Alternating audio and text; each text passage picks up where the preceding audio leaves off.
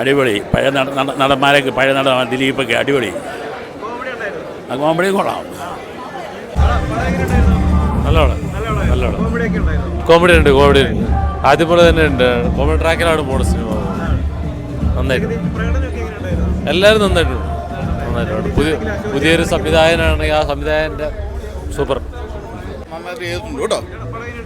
നന്നായിട്ട് ചെയ്തിട്ടുണ്ട്. കുഴപ്പമില്ല. നല്ല സിറ്റുവേഷൻ കോമഡീസ് ഒക്കെ നന്നായിട്ട് വർക്കായിട്ടുണ്ട്. രാജേഷ് മാധവൻ കൊള്ളാം. പിന്നെ നമ്മുടെ ജഗദീഷ് നല്ല റോളാണ് ചെയ്തിരിക്കുന്നത്. നല്ല ഗുരായിട്ടുണ്ട് കേട്ടോ. കുഴപ്പമില്ല. അശോകൻ ഒക്കെ നല്ലതാണ്. ജഗദീഷ് നല്ലപോലെ ചെയ്തിട്ടുണ്ട്. കുഴപ്പമില്ല. നല്ലൊരു സിറ്റുവേഷൻ കോമഡി ചിത്രം. നല്ല മൂവി, നല്ല ഡയറക്ഷൻ, എല്ലാവരും നന്നായിട്ട് ചെയ്തിട്ടുണ്ട്. അടിപൊളി. ഒത്തിരി കോമഡി ഉണ്ട്.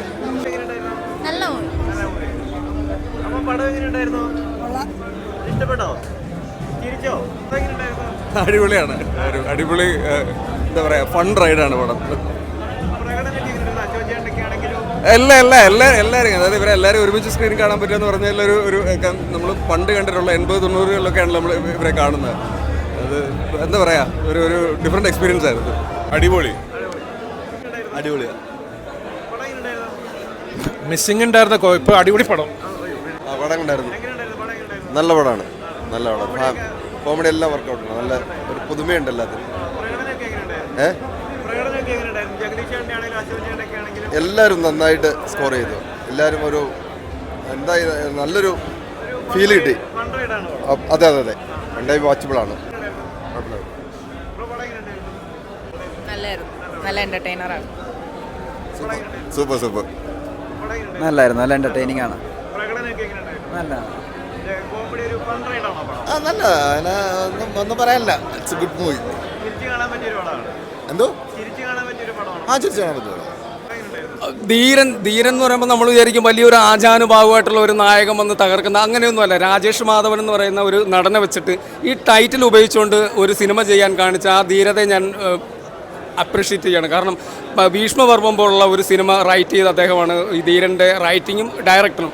അതുപോലെ ഈ സിനിമയിൽ അഭിനയിച്ചിരിക്കുന്ന ഒരു പഴയകാല നടന്മാരെല്ലാം വിനീത്, പിന്നെ അശോകൻ, ജഗദീഷ്, അങ്ങനെ ഒരു താരനിര തന്നെയുണ്ട്. എല്ലാവരും അവരുടെ കിട്ടിയിട്ടുള്ള റോളും വളരെ മികച്ച രീതിയിലുണ്ട്. എന്തായാലും കോമഡി കണ്ടന്റ് തന്നെയാണ് ഈ സിനിമ പറഞ്ഞു പോകുന്നത്. എന്തായാലും നമുക്ക് ലാഗില്ലാണ്ട്, ഫസ്റ്റ് ഹാഫൊക്കെ അടിപൊളിയാണ്. ലാഗില്ലാണ്ട് നമുക്ക് മുഴുനീളം ഒരു കോമഡി സിനിമയായിട്ട് തന്നെ കാണാം. ഒരു പ്രിയദർശൻ്റെ ഒരു ടച്ചൊക്കെ ഉണ്ട് അവസാനം ഒരു ക്ലൈമാക്സിൽ. അങ്ങനെ പോകുന്ന ഒരു സിനിമയാണ്. എന്തായാലും ഇത് തിയേറ്ററിൽ വന്ന് കാണുക. ഇത് നല്ല ഹിറ്റാവട്ടെ ഈ സിനിമ. കാരണം ഞാൻ ആശംസിക്കുകയാണ്. നല്ല രസമുണ്ട് കണ്ടുകൊണ്ടിരിക്കുക. ഒരു ബോറടി ലാഗൊന്നുമില്ലാത്ത ഒരു ഫുൾ എൻ്റർടൈൻമെൻ്റ് ആയിട്ടുള്ള ഒരു മൂവി.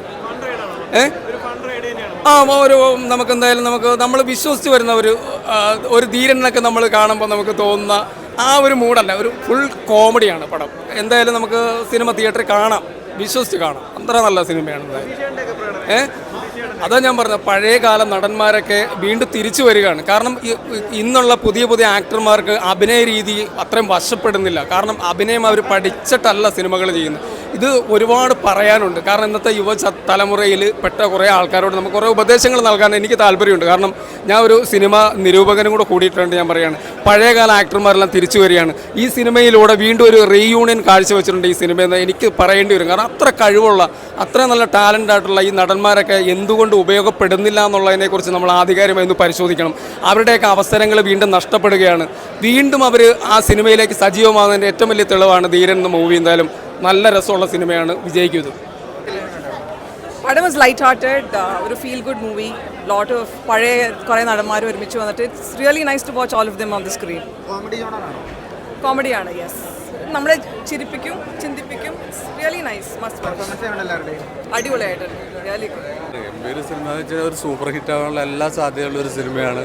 ദേവദത്ത് ആദ്യമായിട്ട് ചെയ്യുന്ന ഒരു സിനിമയായിട്ടൊന്നും ഫീൽ ചെയ്യില്ല. സ്ക്രിപ്റ്റ് ആയാലും വിനീത്, അതുപോലെ അശോകൻ, ജഗദീഷ് ഏട്ടൻ, മനോജ് കെ ജയൻ, അവരുടെ ആ പഴയകാല നായകന്മാർ ഈ പ്രായത്തിലേക്ക് എത്തിയിട്ടുള്ള ഒരു ഗംഭീര സിനിമയായിട്ടുണ്ട്.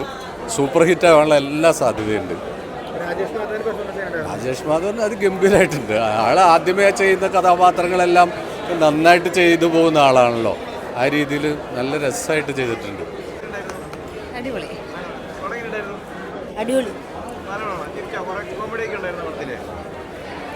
സൂപ്പർ പടമാണ്. കോമഡിയൊക്കെ നന്നായിട്ട് പോയിട്ടുണ്ട്. അതെല്ലാം നല്ല അടിപൊളിയായിട്ട് കോമഡിയും എല്ലാം ആക്ഷനും എല്ലാം നന്നായിട്ട് പോയിട്ടുണ്ട്. എനിക്ക് നന്നായിട്ട് വർക്കായി, പടം നന്നായിട്ട് വർക്കായി. പിന്നെ ഇവരൊക്കെ എല്ലാവരും ഒരുമിച്ച് കാണുമ്പോൾ ഒരു കൗതുകമുണ്ടല്ലോ, സീനിയേഴ്സിനെ ഒരുമിച്ച് കാണുമ്പോൾ. പിന്നെ ദേവദത്തിൻ്റെ സ്ക്രിപ്റ്റിൻ്റെ ഒരു പുതിയ രീതിയാണ്, അത് നന്നായിട്ടുണ്ട്. ടോട്ടൽ പടം എനിക്ക് നന്നായി വർക്കായി, നന്നായി ജനം സ്വീകരിക്കും. തമാശകളൊക്കെ കിട്ടുന്നുണ്ട്. വിനീതൊക്കെ അസ്ത്രമായിട്ടുണ്ട്. എല്ലാവരും ആക്ടിങ് ബേസിലൊക്കെ നോക്കുമ്പോൾ എല്ലാവരും നന്നായിട്ടുണ്ട്. പടം എനിക്ക് നന്നായി വർക്കായി.